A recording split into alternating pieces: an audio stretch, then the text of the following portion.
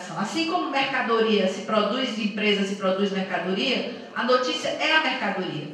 Tanto é que os jornais precisam criar, muitas vezes, histórias que parece uma novela. Todo dia tem que ter o próximo capítulo, para que as pessoas consumam também os jornais. No caso dos jornais impressos. É que nem a novela que a gente quer ver sempre que tem as cenas do próximo capítulo, para que no outro dia você esteja ligado de novo. Então, é assim o modus operandi que a gente percebe nisso.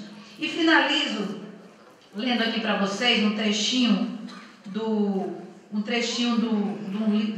texto do Bobbio, onde o Norbert Bobbio, onde ele fala sobre a comunicação política, que ele define como. Ele diz o seguinte: a comunicação política pode ser definida como o conjunto das mensagens que circulam dentro de um sistema político, condicionando-lhe toda a atividade, desde a formação das demandas e dos processos de conversão às próprias respostas do sistema. Metaforicamente, pode-se conceber a comunicação política como o sistema nervoso de toda a unidade política.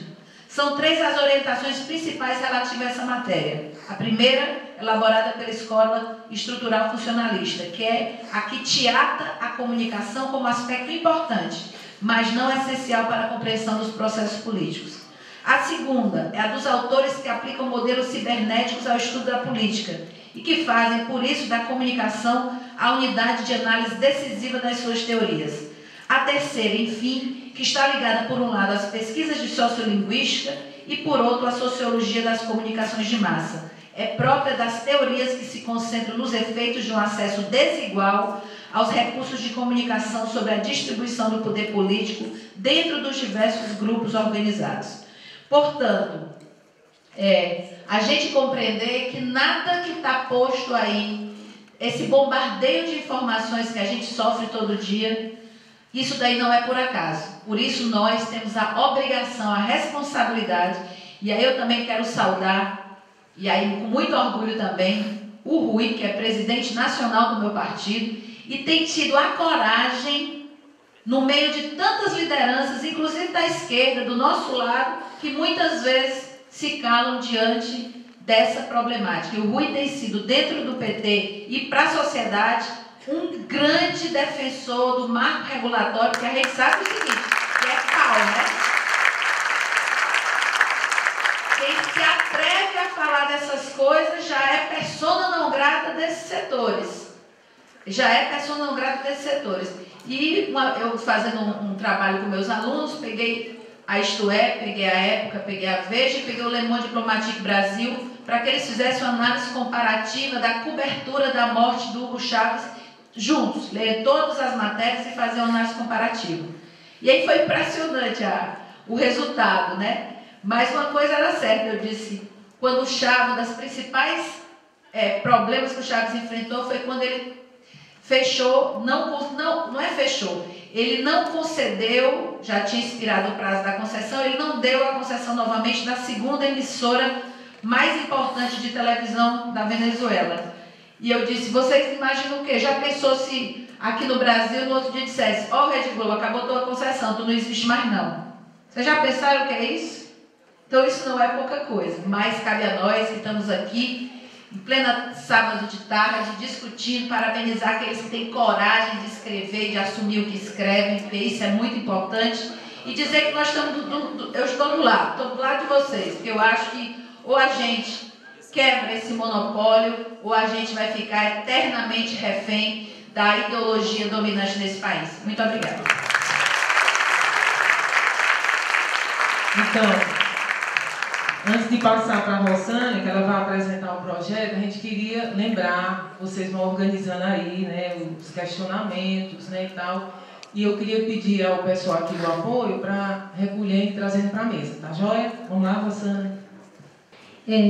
Agradecendo mais uma vez a oportunidade de estar aqui, agradeço também porque eu estava na mesa de manhã para fazer essa apresentação.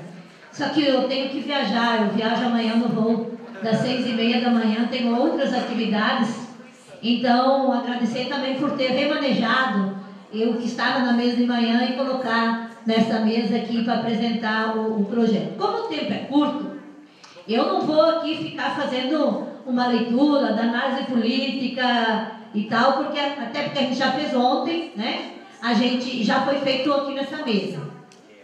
Apenas dizer duas coisas, da onde que vem esse projeto, da onde que ele surge e por que ele está nessa situação. Da onde começa a ser elaborada esta proposta, né? Essa proposta de projeto, ela começa a ser elaborada na primeira Conferência Nacional de Comunicação, no qual nós fizemos em 2009. Então, as bases que o movimento social, que nós do movimento se baseamos para construir esse projeto, foi a Conferência Nacional de Comunicação, e que teve 300 e tantas propostas, e nós consensuamos em 20 propostas que a gente achava que ela era mais processo de construção e que abarcava todos os temas. A segunda questão é que nós fizemos todo um processo e ação, e vocês são testemunha disso, de que este projeto primeiro viesse pela mão do Poder Executivo, tanto no período do governo do presidente Lula, que chegou a ser ensaiado uma proposta dessa natureza pelo então ex-ministro Franklin, mas que morreu na gaveta. Esta proposta está em alguma gaveta, né? E tanto no governo atual da presidente Dilma, que não sinalizou numa possibilidade de apontar um projeto dessa natureza. E que o projeto, que a possibilidade que estava posta, mesmo que era de fazer uma nova consulta pública, e a partir dessa consulta pública transformar um novo marco regulatório. Qual era a nossa leitura? A nossa leitura é que, bom, a consulta pública já foi feita na conferência. Mas se para uma estratégia de avançar no processo era necessário fazer uma nova consulta pública, vamos a ela. Vamos de novo ao processo da consulta pública. Mesmo assim, essa proposta da consulta pública não saiu. E, recentemente, há uma posição definida, expressada a partir do Ministério da Comunicação, que neste governo não terá um novo marco regulatório para a comunicação brasileira. Bom, entendendo a correlação de força, entendendo esse processo, então, em agosto do ano passado, nós lançamos uma campanha nacional que tem como tema, o lema da nossa campanha, é para expressar a liberdade, uma nova lei para um novo tempo. Sem muitas delongas, esse novo tempo de democracia, esse novo tempo de avanço que nós estamos vivendo. Construímos esse debate porque tudo que nós falamos em proposta de consideração de uma construção de um marco regulatório nos é dado como censura. E para nós, este projeto significa exatamente a construção e a garantia da liberdade de expressão. Bom, tendo esse cenário, nós começamos a dizer, bom, é possível construir um projeto de comunicação e que isso garanta, e que a gente garanta que nenhuma parte desse projeto vai estar colocado lá, vai impingir o direito e a liberdade de expressão? Então começamos a fazer essa análise e achamos que nós, diante desse cenário político, a nossa estratégia melhor era fazer um projeto de iniciativa popular. Conversamos com os diversos atores dos movimentos sociais, os atores partidários. O PT é um partido que está junto conosco nesse projeto, o PCdoB é um partido que está junto conosco nesse projeto, que sinalizou até agora, e o PSOL.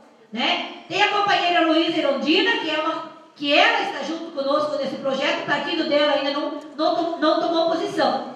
Esse projeto que eu vou apresentar não é um projeto da CUT, não é um projeto só do FNDC, é um projeto desse campo amplo que atua. Então teve a participação dos professores da universidade, né? E a gente elaborou o projeto, enviou os projetos, eles sinalizaram nesse sentido. Então, a primeira coisa, esse aqui é um projeto que trata da lei de comunicação, né? Da lei da comunicação eletrônica. E ele parte por regulamentar os artigos da Constituição, né? O número 5, né, da Constituição. Como o tempo é curto, não vou ficar citando o que tem cada artigo aqui, né? O 5, o 21, o 21, 221, 222 e o 223, né? Então, nós não estamos aqui falando desse projeto, nós não estamos aqui regulamentando, não fala da internet, não fala da mídia impressa, né? Nós estamos falando aqui de comunicação eletrônica e todos os seus serviços. É desta forma, é esse projeto que está estabelecido. E esta base é uma definição que está praticamente no primeiro capítulo do nosso projeto. Outro grande princípio que para nós é importante no projeto é a questão da garantia da diversidade e a questão da cultura do Brasil. E aqui o respeito, toda a questão de gênero, raça, a questão do respeito, a questão da crença, a questão religiosa.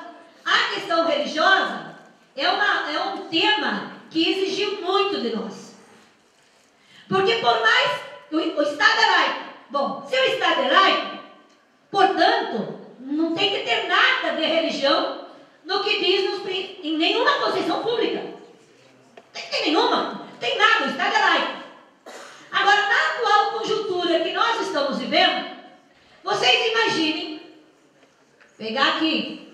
pegar as nossas rádios, não poderia mais ter nem sequer o programa da Ave Maria, nem sequer o programa da missa, nem nem o padre, nem o pastor, Então, olhando este tema, nós fizemos todo um debate com os movimentos sociais e achamos que isso faz um tanto parte da população brasileira, mas que isso precisa ser regulamentado.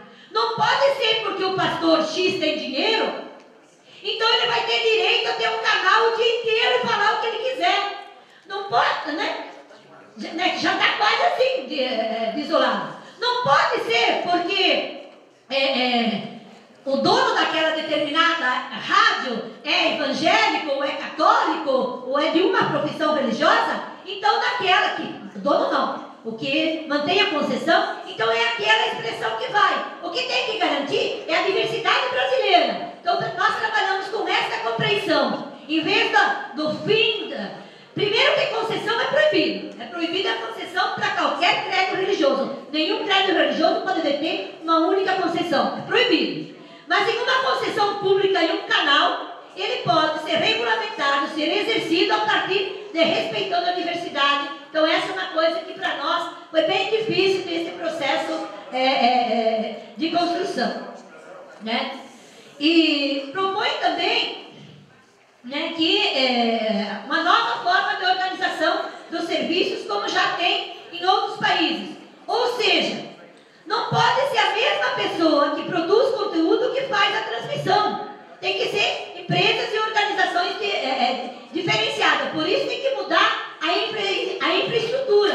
Uma coisa é quem produz conteúdo, outra coisa é quem distribui os cabos de rede. Porque senão eu distribuo o conteúdo e também faço o conteúdo e também faço toda a distribuição de rede e eu domino tudo. Então tem que ser processos diferentes, tem que ser organizações diferentes, estrutura diferente. A outra coisa que o nosso projeto propõe é o fim do monopólio. Já falado aqui, né? O fim do monopólio, o fim da propriedade cruzada. Aqui eu acho que é o grande impacto que nós vamos ter nesse projeto. Porque ele não é 100% do jeito da forma como nós queríamos, mas vai significar, por exemplo, né, que na região sul, ou para você pagar o meu estado, né, no estado de Santa Catarina, tem 2 jornais escritos. Os 2 jornais são do grupo RBS. Só tem esses 2, não tem outros. São 2. O rádio principal é da RBS. Canal principal de televisão é da RBS. Então o que vai acontecer aqui? Ele não vai mais poder ter isso. Vai ter que decidir com qual deles ele quer ficar. Então o fim do monopólio também está garantido nesse processo. Outra questão que para nós também é importante é a questão de a gente garantir que nesse projeto não tem censura prévia. Não tem como você garantir um processo de censura prévia, né? Então, tem um processo de regulamentação e tem que respeitar essa lei. Você não vai poder dizer que este programa não pode ir ao ar, você vai ler e você vai ter censura prévia, ou seja, não vai ter um grupo de iluminados que vai assistir o programa e vai dizer isso pode ir no ar, isso não pode ir no ar. Então, está garantido o direito aqui à liberdade de expressão. A outra coisa também que tem no nosso projeto, que é importante, que é o direito de antena. O Rui aqui falou sobre a questão de hoje os partidos políticos têm em tese o direito de antena, né? Tem os programas toda quinta-feira, no mês, né, na semana, conforme o tamanho dos partidos, tem aqui o direito de antena. Nós também queremos esse direito de antena para outras organizações e movimentos sociais. Por que, por exemplo, o movimento estudantil no Brasil não pode ter um direito de antena? Por que o MST não pode? Por que a CUT não pode? Por que outros não podem? Então, nós também queremos que seja regulamentada uma proposta de direito de antena. Também está, né, nesse nosso projeto. E por último, que para nós ele é importante, tem aqui desde a fala do professor Vinícius de ontem aqui na mesa, né, que é um grande debatedor sobre esse tema, que é o debate do espaço de regulamentação, que no nosso projeto passa por ter órgãos reguladores, que isso é importante, mas passa também pela regulamentação da participação social. E, portanto, é necessário no nosso projeto estar garantido aqui a participação social e a construção de um conselho de comunicação, né, de caráter nacional, com poder esse conselho. Porque hoje o conselho que existe é um conselho de órgão de assessoramento ao Congresso brasileiro. Então, se o Congresso chama, faz debate. Se o Congresso não chama, não faz debate. A nossa proposta no projeto é que ele tenha um conselho ligado ao Poder Executivo e ele tenha papel de legislar sobre o debate da política. Aí a pessoa pergunta assim, qual é o caráter desse conselho? Ele é deliberativo? Todo conselho ele é deliberativo no papel de ser um conselho. Então, para nós, nesse sentido, também ele é deliberativo. Estou terminando. Então, essa é a essência que nós estamos trabalhando com esse projeto. Tá? Agora, para esse projeto valer, nós optamos em trabalhar ele como projeto de iniciativa popular. Um projeto de iniciativa popular, ele precisa ter 1% da assinatura do eleitorado brasileiro. Esse 1% da assinatura do eleitorado brasileiro tem que ter nome, endereço e título do eleitor. Então, nós estamos... e ele tem que também garantir que, no mínimo, em 5 estados da Confederação Brasileira, ele tem que garantir um mínimo, né, de 0,3%, né, 0,3% do eleitorado daquele estado. Então, se me perguntarem assim, qual é a quantidade de assinatura que nós aqui do Ceará precisamos? Peguem o número de eleitores do Ceará, multipliquem por 0,3 e é esse o número de assinatura que o estado do Ceará tem que trabalhar, articular para fazer esse debate. Aonde vocês podem, para concluir, aonde vocês podem buscar isso? Tem várias organizações aonde estão no site. Eu vou citar 2 aqui, que eu acho que é o mais correto, aliás 3.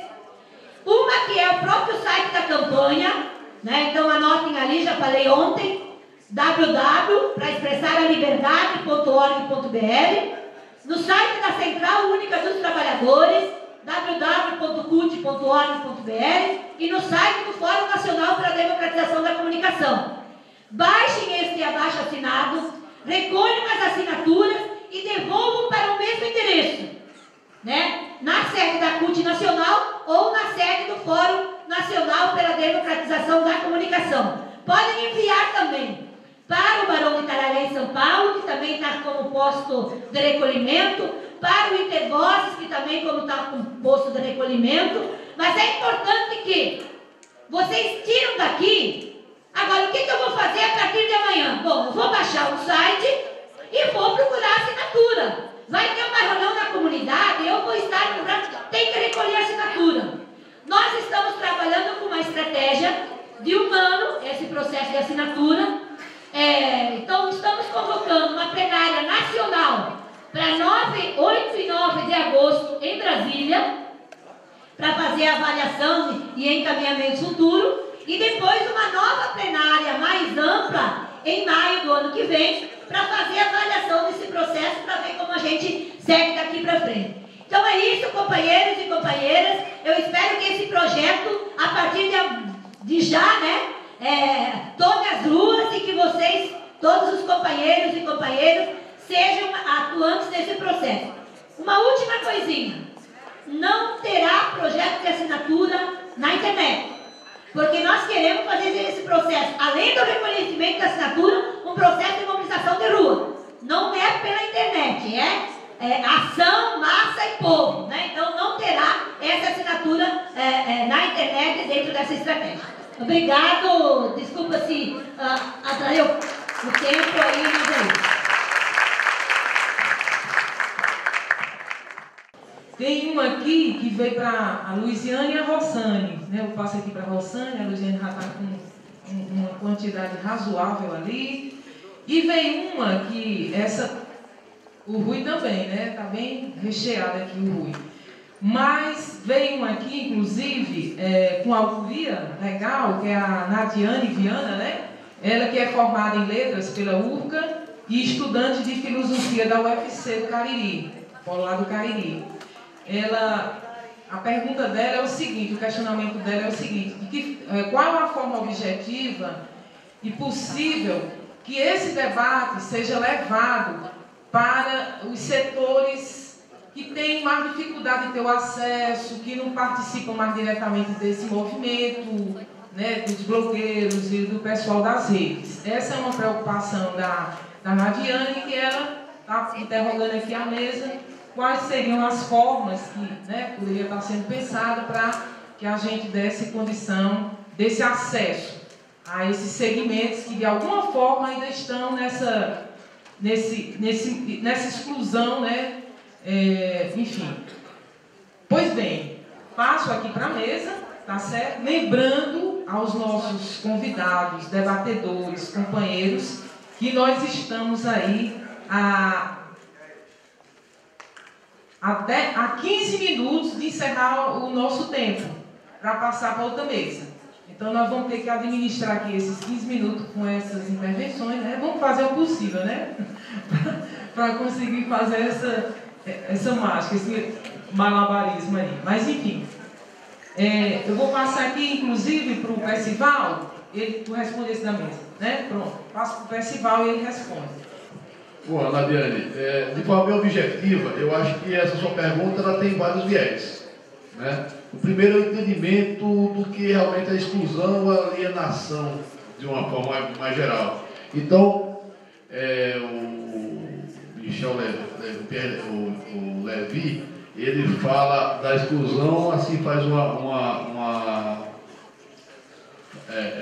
relação com a metáfora de uma mosca que se bate contra um vidro e ela não sabe o que é que separa ela do mundo lá fora, e ela continua a se debater e está ali contra o vidro. Eu digo que sempre que quando você sente fome ou você sente sede, é mais fácil de você dizer e de você gritar. Na hora que você tem uma alienação intelectual, né, ou a própria exclusão digital, você não percebe do mal que sofre, e isso dificulta muito mais. Nós temos aí dois processos.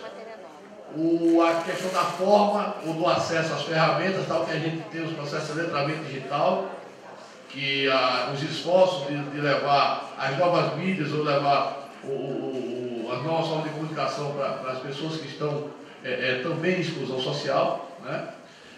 E, por outro lado, uma dificuldade que às vezes a própria nova mídia, as próprias novas tecnologias dificultam. Ora, não vamos pensar aqui que a gente está num encontro de mídia que você vai fazer movimento na internet. O Twitter é bom para mobilizar, não sei o quê, mas se você não for para a rua, se você não se mobilizar, se não conversar com o seu, não faz. Então é o seguinte, temos que conversar. Essa formação de massa crítica, essa formação de discussão, ela tem que haver. Precisamos discutir isso e nós precisamos ser multiplicadores. Então, usando ou não os meios de comunicações novos ou os tradicionais, nós estamos deixando de fazer um dever de casa. As novas gerações, elas estão cada vez mais alienadas dessas informações. Então, essa discussão, ela precisa ser feita, inclusive, de uma forma muito panfletária também. Às vezes a gente fica só na casca, a gente, sei lá, puxa a palavra de ordem, mas não faz a discussão da essência. Então, qual é a essência? É isso que o Rui colocou. Por que a gente precisa Por que a gente precisa fazer o controle social da mídia? Né? A democratização da mídia. Por que nós precisamos fazer a democratização da mídia? Né? Onde é que a gente vai discutir essa essência? Então nós não estamos fazendo essa discussão nem com nós mesmos. E aí você pega quem faz a discussão contrária, contrata pesquisa de qualitativa, implanta rede de boatos de forma organizada, orquestrada, que parece voluntarista, mas não é. Voluntarista, na maioria das vezes, somos nós. Então, se nós sairmos do voluntarismo e partirmos para uma ação mais programática, mais de ação tática mesmo, nós vamos realmente chegar a essas massas. Senão, essas massas, assim como parte de nós também, vai ficar sempre refém do que vai dizer a velha mídia, e eles fazem isso com muita competência. É que eu estava conversando aqui com o Laro, que a pergunta aqui, como o Laro é um estudioso da comunicação pública, a pergunta aqui é o seguinte: por que as rádios públicas e comunitárias não conseguem dialogar com a sociedade? Elas não estão realizando o seu papel, que seria a função social. Bom, infelizmente, nós no Brasil tivemos uma opção pelo sistema privado e não pelo sistema público. Né? Então, todo o processo de comunicação fortaleceu o sistema privado e não fortaleceu o sistema público. E muitas vezes a comunicação pública se confunde muito com a comunicação estatal. Então, a primeira coisa que eu acho que esse é um debate que é bastante profundo da gente fazer. E no meu entendimento, o debate da comunicação comunitária, ou da TV comunitária, ou das rádios comunitárias, estão ligadas ao sistema público. Eu acho que assim, a gente não pode dizer que elas não estão. Eu acho que tem dificuldade de parte de quem está no sistema, tocando o sistema comunitário, e tem uma outra parte que é nossa. Né? Qual é a nossa relação que estabelecemos com as rádios comunitárias? Qual é a relação que nós estabelecemos com os canais e TVs comunitárias dos nossos municípios, do nosso canto? Eu acho que é um debate importante que a gente precisa fazer. Agora, é importante a gente fortalecer o sistema público de comunicação. E haja visto, por exemplo, toda a proposta e a estratégia que está sendo construída na empresa brasileira de comunicação, que foi uma estratégia importante, é uma estratégia importante. Mas eu já disse na mesa do debate hoje de manhã, ou a gente debate para que veio a EPC enquanto comunicação pública, restabelece o projeto de uma comunicação pública para o Brasil, senão uma experiência tão rica quanto essa que pode ser a EPC terá grandes dificuldades de dar passos mais largos de que se constituir enquanto uma comunicação pública. No mais, companheiros, aí o Lalo, provavelmente, que é especialista nisso, vai